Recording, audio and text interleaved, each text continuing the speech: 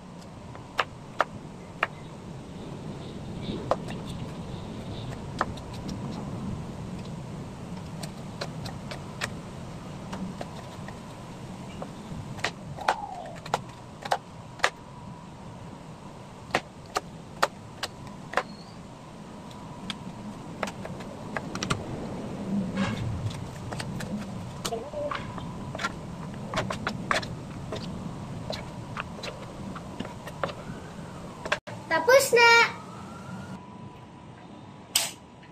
Pagkatapos natin maghiwa-hiwa, ito, itlog ng pugo at hayaang maluto.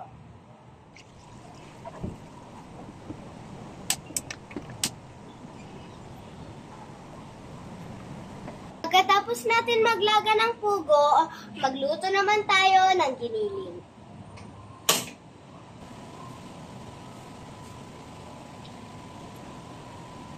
Ilagay na natin itong bawang. Sunod natin ilagay itong sibuyas.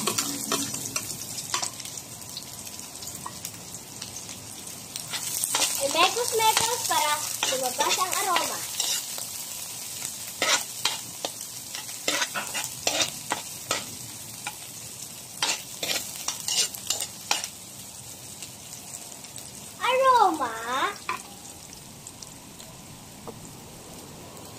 Ilagay na natin itong giniling.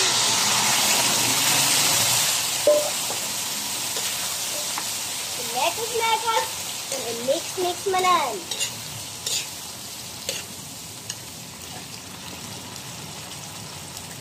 Pagkatapos natin mag-mix-mix saka mag-mekos-mekos, ilagay na natin itong black pepper.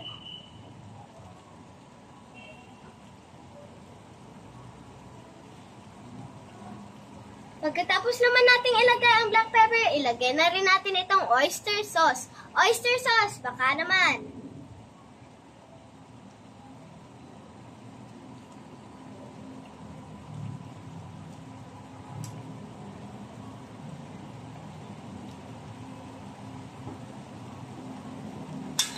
Mekos-mekos ka na mix-mix.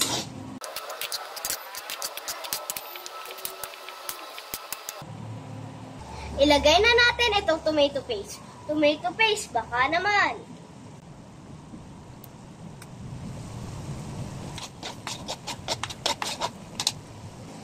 Pagkatapos natin i-cure-cure ka na mix-mix, ilagay na natin itong patatas at carrots. Lagay na natin itong tomato sauce.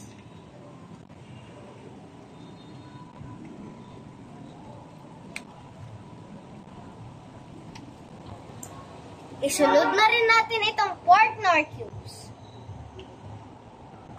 Kiwar-kiwar ka na mix-mix tayo manan.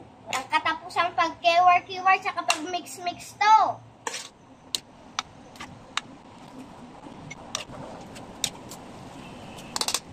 Lagyan natin ng nawasang tubig. Kiwar-kiwar ka na mix-mix. Pagkatapos natin mag-mix-mix tsaka i-kiwar-kiwar, ilagay na natin itlong-itlog na puto. Ewan ko na lang kung hindi pa sila mapagiling dito sa sobrang sarap. Tikman na natin.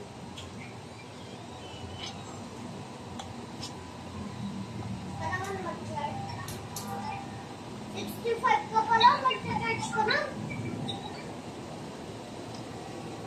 Ang sarap. Okay na to.